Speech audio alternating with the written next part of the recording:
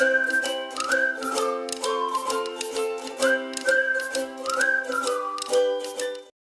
And welcome students. इस video में हम लोग देखेंगे सीजी बोर्ड क्लास 10 इंग्लिश के मॉडल क्वेश्चन पेपर को।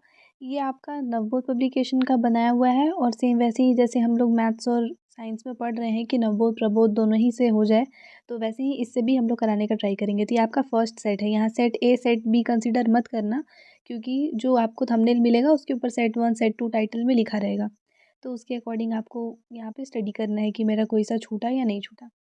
इंस्ट्रक्शंस में आपके दिए हुए हैं कि सारे क्वेश्चंस कंपलसरी हैं और इंटरनल चॉइस के लिए आपको क्वेश्चंस को अच्छे से पढ़ना पड़ेगा।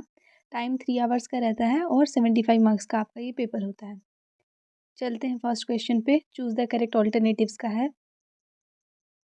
इन the poem how the little kite learn to fly, who were the little kite's companion up in the sky. तो ये जो पोएम था आपका, ये यूनिट फर्स्ट का है। यहाँ पे आपका एक पोएम था कि how did the little kite learn to fly, reading B. तो यहाँ पे जो लिटिल काइट है उसके कंपेनियंस कौन कौन थे स्काई में। तो ऑब्वियस है कि स्काई में कौन मिलेगा उसको। यहाँ पे इसके कंपेनियन बर्ड्स एंड क्लाउड्स थे। क्लाउड्स और स्काई नहीं होगा क्योंकि वो स्काई पे ही तो है, तो इसलिए बर्ड्स एंड क्लाउड्स हम लोग ले लेंगे। नेक्स्ट देते हैं। नेक्स्ट क्वेश्चन है begins of says no kid sir, by the word kid he means a set of. यहाँ भी आपको बताना है कि बिगिंस ऑफ जो है वो बोलता है नो किड सर। ये आपका यूनिट 2 का क्वेश्चन है, वहाँ का भी पोएम का ही है। तो यहाँ पे किट का क्या मतलब था ये बताना है। तो किट का उस पोएम में यहाँ पे मीनिंग हो जाता है आर्टिकल्स, तो आंसर आपका ए है आर्टिकल्स।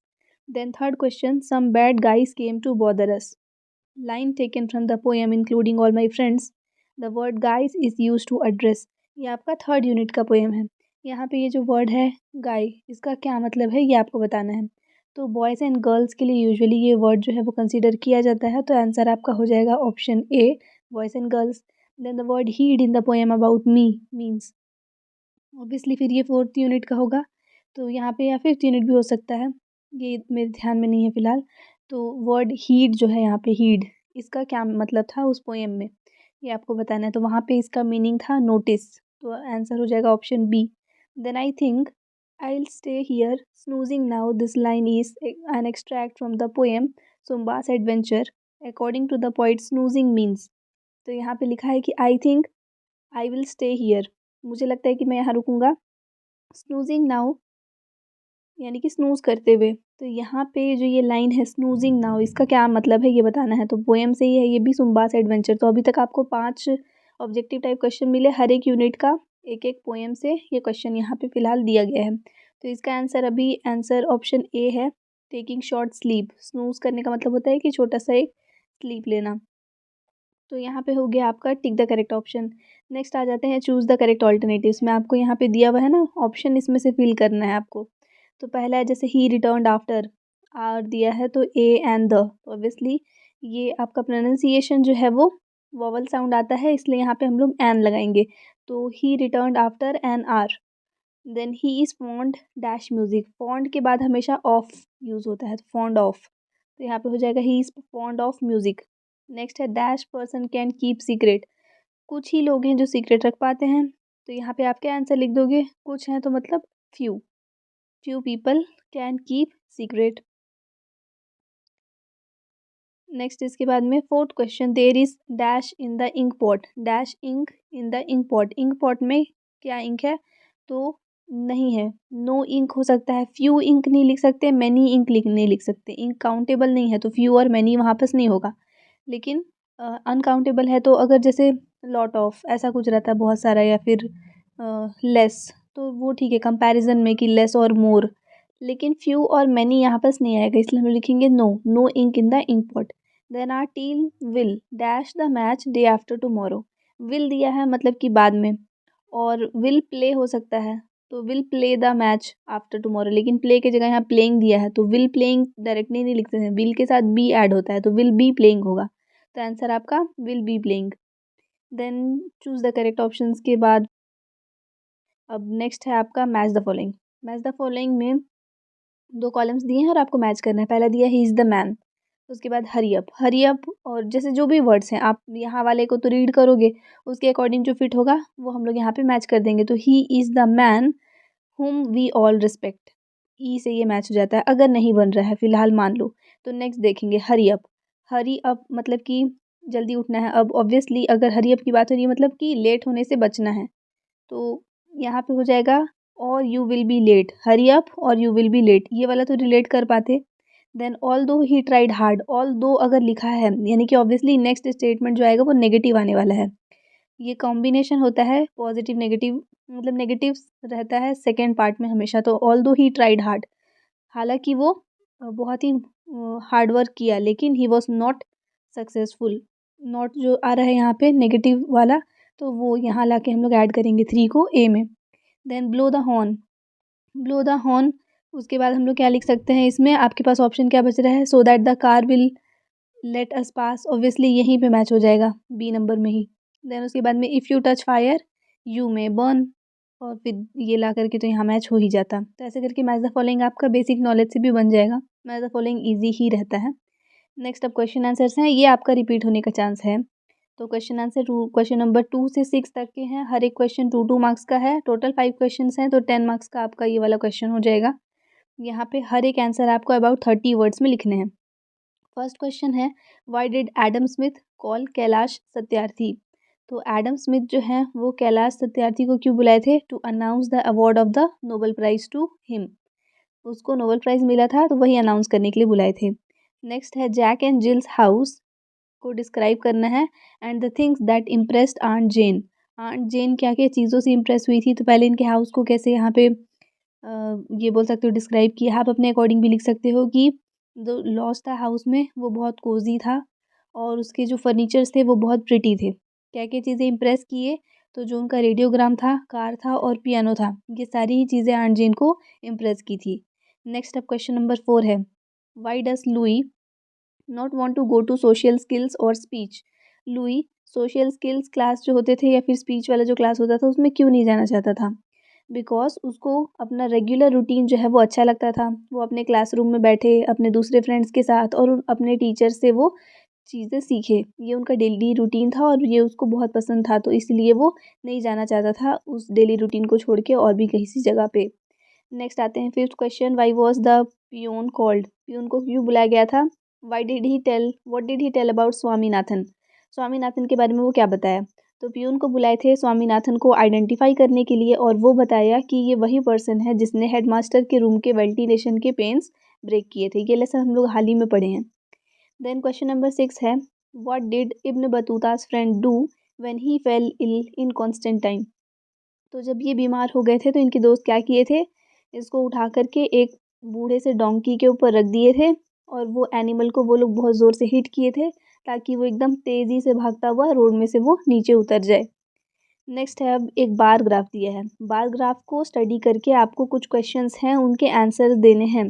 क्वेश्चन हर एक क्वेश्चन पे आपको 1 मार्क्स मिलेगा। टोटल 3 क्वेश्चंस हैं, तो 3 मार्क्स का आपका ये एनालिसिस वाला क्वेश्चन है। ऐसा क्वेश्चन इस बार का आपका पैटर्न है कि एनालिसिस वाले क्वेश्चंस आपको देखने के लिए मिलेंगे, इसलिए यहाँ पे प्रैक्टिस के लिए बना दिया है। तो ये ग्राफ दिख रहा है जिसमें यहाँ पे मंथ्स दिए हैं और इस डायरेक्शन में नंबर ऑफ बुक्स दिए हुए हैं।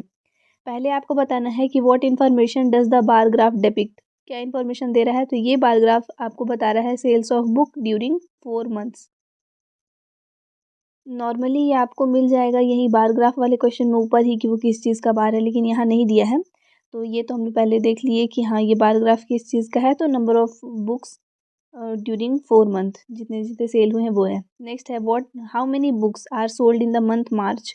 मार्च में कितना बुक सोल्ड हुआ, तो ये मार्च का है, और अगर आप ऐसे लेकर के जाओगे ना तो ये 2 और 4 के बीच में आ रहा है, तो हम लोग इसको 3 कंसिडर करेंगे। तो मार्च में टोटल यहाँ पे हम लोग बोलेंगे कि 3 बुक्स जो है वो सेल हुए थे। Then name the month in which the sales are 3 times the sales of January. जनवरी में जितना भी सेल हुआ है उसका 3 गुना कौन से मंथ में सेल हुआ, तो जनवरी में दिख रहा है 2, 2 का 3 टाइम्स मतलब कि 2 इंटू 3 करेंगे तो 6 होगा, और 6 जो है वो ये वाले मंथ में आपका आया है अप्रैल में, तो आंसर हो जाएगा in the month of April the sales are 3 times the sales of the January. Next question number 8 है, your school has organised a health checkup camp on occasion of world health day. World health day के occasion पे आपके school में एक health checkup camp जो है वो organise किया गया है। इसके ऊपर आपको एक शॉर्ट रिपोर्ट लिखना है। रिपोर्ट आपका 3 मार्क्स का आता है।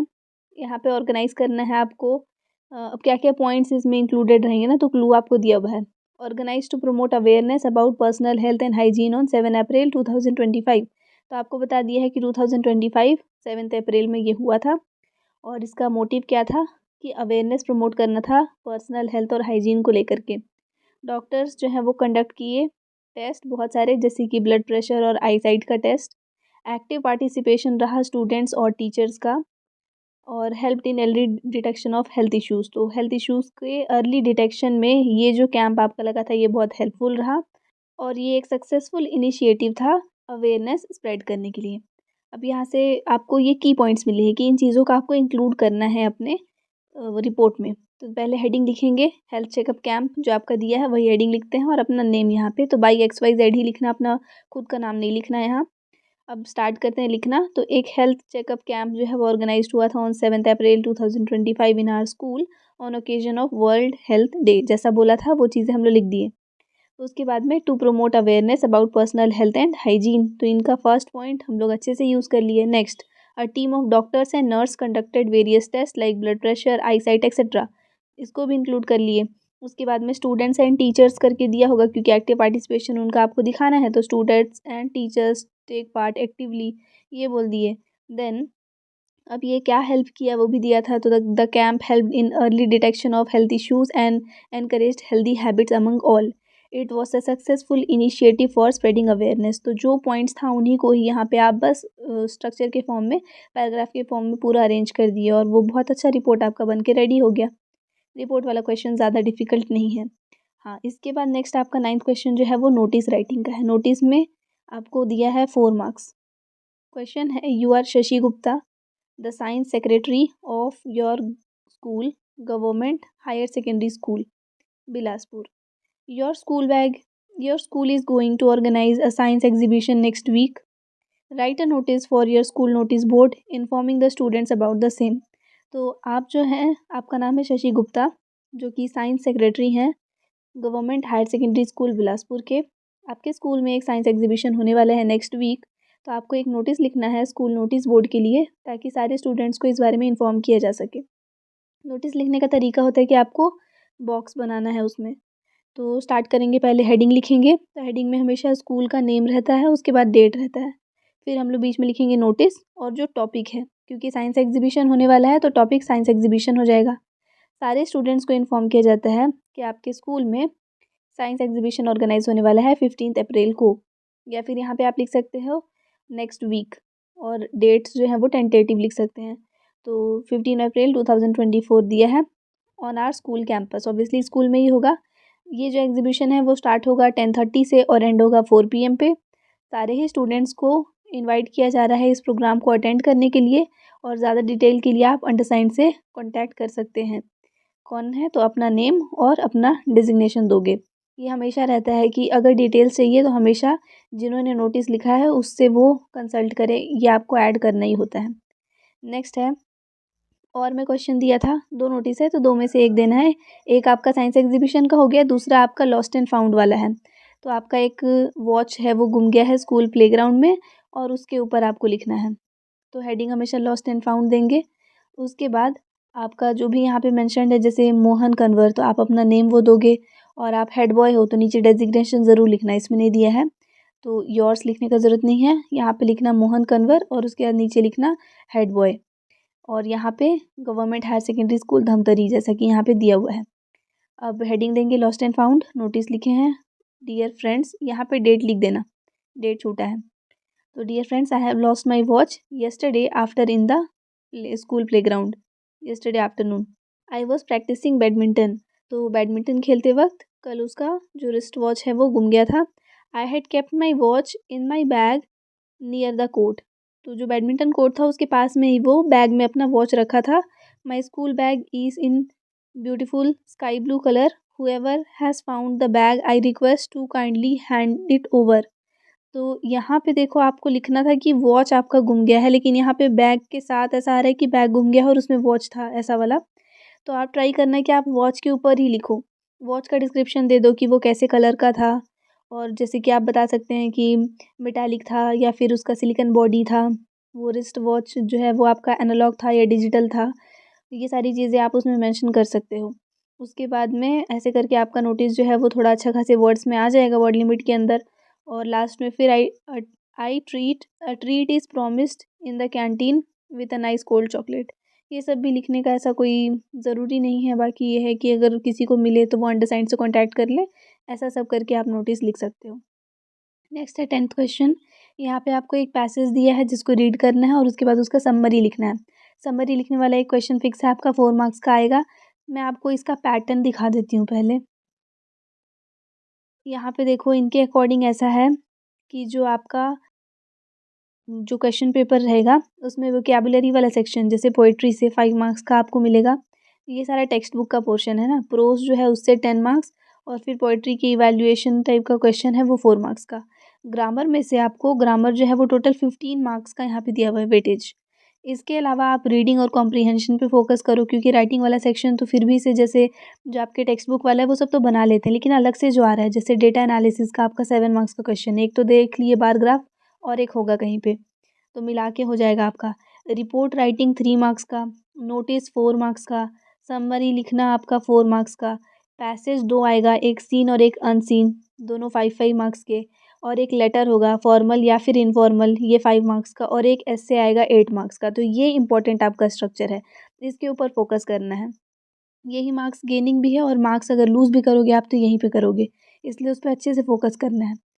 नेक्स्ट है, अब देखते हैं कि समरी वाला क्वेश्चन आपका। तो the water cycle is a continuous process that involves the movement of water between earth surface and atmosphere.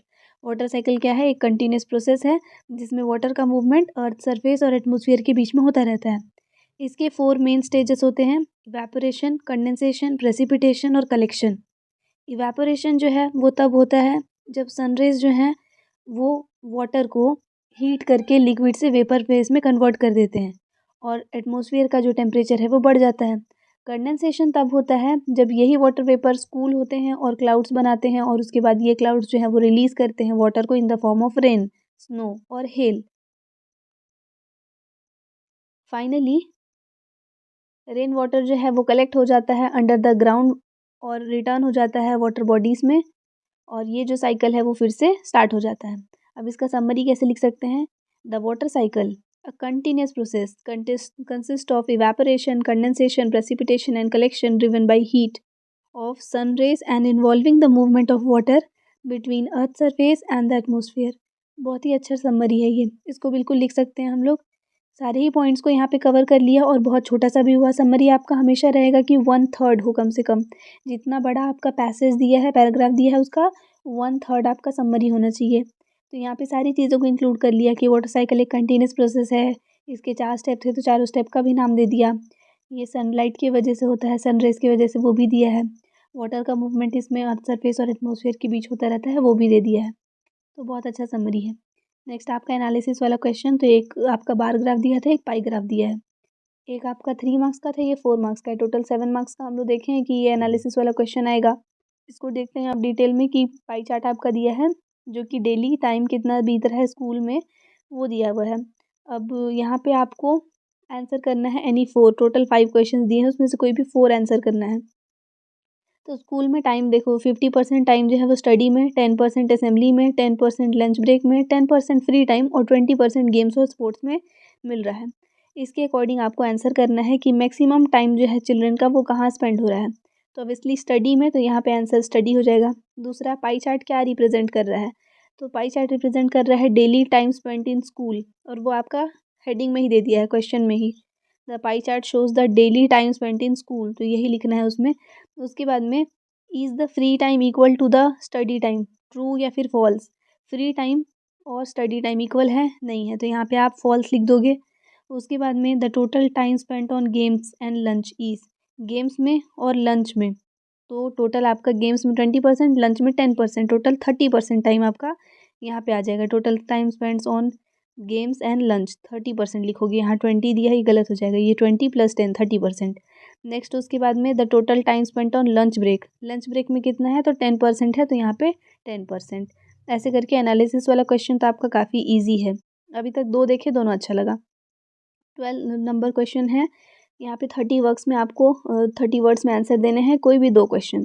Total यहाँ पे आपको 3 क्वेश्चन पूछा है। पहला है, why does the poet say that we are all the same in the poem including all my friends. तो 2 question, 2 marks each, 4 marks का आपका ये क्वेश्चन है। यहाँ पे जो पॉइंट है वो क्यों बोलते हैं कि we are all the same, ये मैं आपको जो लेसन कराई हूँ उसमें बहुत अच्छे से आंसर दिया हुआ है। The point says so because we all are human beings, ऐसा यहाँ दिया है।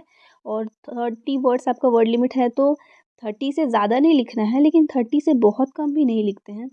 तो ये तो आपका गिन के 10 वर्ड्स हो रहा होगा ज़्यादा से ज़्यादा, तो ऐसे नहीं लिखना है। ये आंसर आपको जो मैं क्वेश्चन आंसर्स कराई ना, आप वहाँ से देख लेना।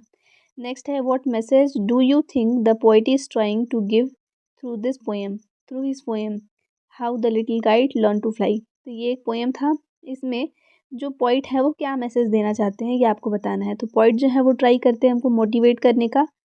ही should we should keep trying and never lose hope, ये उसका मेन जो मोटिव है, उस पोएम से जो मैसेज मिल रहा था वो ये था।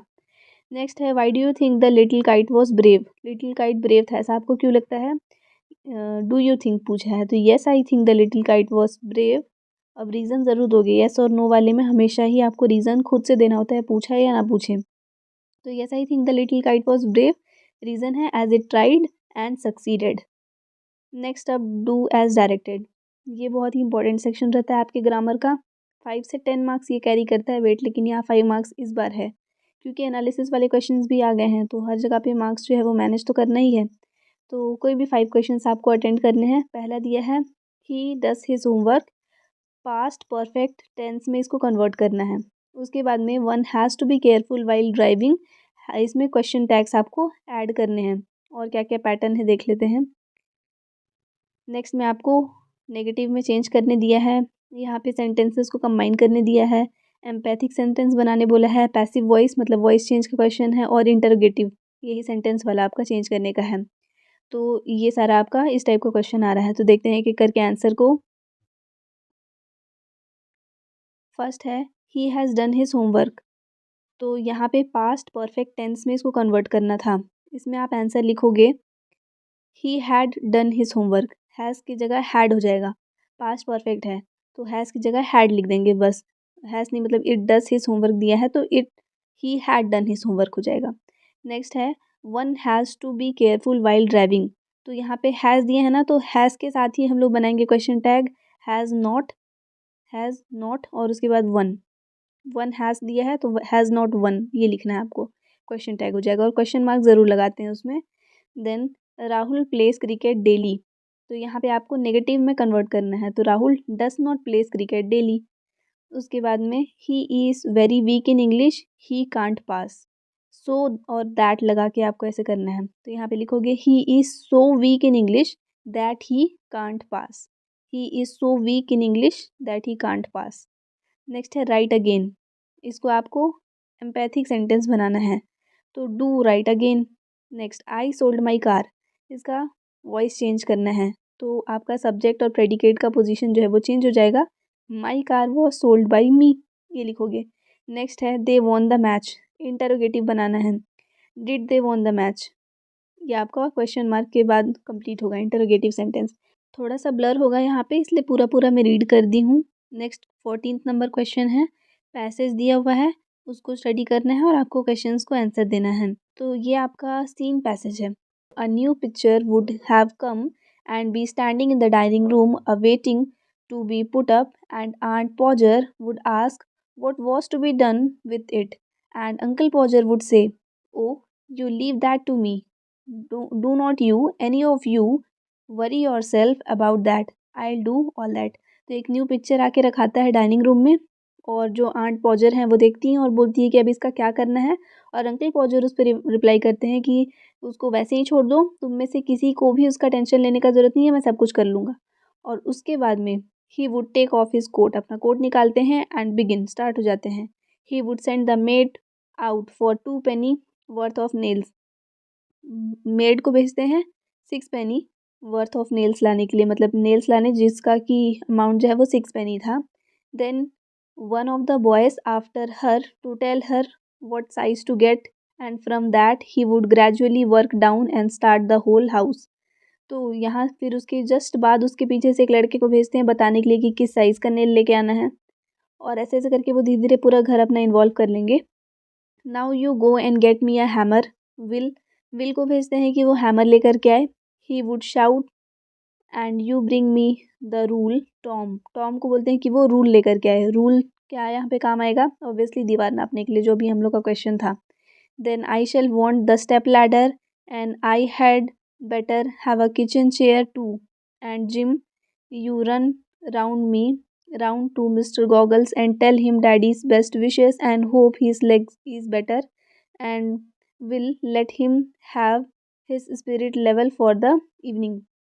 अब इसके बाद में एक को हैमर लाने भेजे और एक को रूल लाने भेजे और साथ में स्टेप लैडर भी ले आओ, किचन से चेयर भी ले आओ और सबके लिए कुछ ना कुछ इन्वॉल्व कर दिए। जिम बच गया था तो जिम को क्या बोले कि मिस्टर गॉगल्स के पास चले जाओ और वहाँ से उनको बेस्ट विशेस दे के आओ मेरे। And you don't go Maria because I shall want somebody to hold the light and when the maid comes back she must go out again for a bit of picture cord and Tom where is Tom. Tom you come here I shall want you to hand me up the picture. तो वो बोलते हैं मारिया तुम कहीं मत जाना क्योंकि light पकड़ने के लिए कोई चाहिए। जैसे ही मेड आएगी तो उसको फिर से भेजना, वो पिक्चर कॉर्ड लेकर के आएगी और टॉम को बोलते हैं कि तुम आओ और आके पिक्चर जो है वो मेरे हाथ में दो। तो ऐसे करके वो हर किसी को इन्वॉल्व कर लिए। अब आपको बताना है कि नेल्स कितने अमाउंट का था, तो 6 पेनी। इंस्ट्रूमेंट जिसका यूज़ किए थे वो सरफेस के इवननेस को चेक करने के लिए, तो यहाँ पे हम लोग ले लेंगे इवननेस चेक किए हैं वो, यहाँ पे रूलर नहीं दिया है, रूलर होगा आपका answer. Then a room in the house of eating meals, तो यहाँ पे घर में वो रूम जहाँ पे खाना खाया जाता है तो आपका डाइनिंग रूम है तो वो लिखोगे। देन एंटोनिम बताना है आपको of the word morning. Morning का एंटोनिम यहाँ पे क्या दिया होगा? यहाँ पे फिलहाल इवनिंग वर्ड यूज़ हुआ था तो मॉर्निंग का इवनिंग लिखेंगे। पुट डाउन का पुट अप हो जाएगा। एंटोनिम्स मतलब अपोजिट वर्ड्स होते हैं। नेक्स्ट है उसके बाद में fifth question, who was to and get the picture cord. तो पिक्चर कॉर्ड लाने के लिए किसको भेजने वाले थे? वो वापस से मेड को। The maid was to go and get the picture cord, ये लिख देंगे। नेक्स्ट अब आपका अनसीन पैसेज है। अनसीन पैसेज पहले स्टडी करेंगे और उसके बाद में फिर हम लोग इसको आंसर करेंगे। तो last summer my brother and I invited to spend few days with my uncle who had returned from abroad a few months ago. तो लास्ट समर मतलब पिछले समर सीजन में मैं और मेरा भाई इनवाइट किया गया था कुछ दिन अपने अंकल के साथ स्पेंड करने के लिए, जो कि अब्रॉड से वापस आए थे कुछ ही मंथ पहले। He had taken a cottage in the country. Country में ही वो एक कॉटेज लिए थे, मतलब एक जगह रहने के लिए। Although he rarely spend much time there we understand the reason for this after our arrival. तो वो वहाँ पे ज़्यादा टाइम के लिए नहीं रहते थे और जब वो लोग उनके पास आए, ये दोनों ब्रदर्स जो हैं उनके पास गए, तब वो उनको ये बात रियलाइज़ हुआ। वो जो कॉटेज था उसमें कोई भी गुड फर्नीचर नहीं था, बहुत सारे विंडोज़ जो हैं वो ब्रोकन थे, उसका जो रूफ़ है वो लीक करता था यानी कि छत, और जो पूरा का पूरा घर है वो बिल्कुल रहने लायक नहीं लग रहा था। On our first evening, we sat around the fire listening to the stories which our uncle told of many adventures in distant countries. I was so tired after the long train journey that I would have prepared to go to bed, but I could not bear to miss any of my uncle's stories.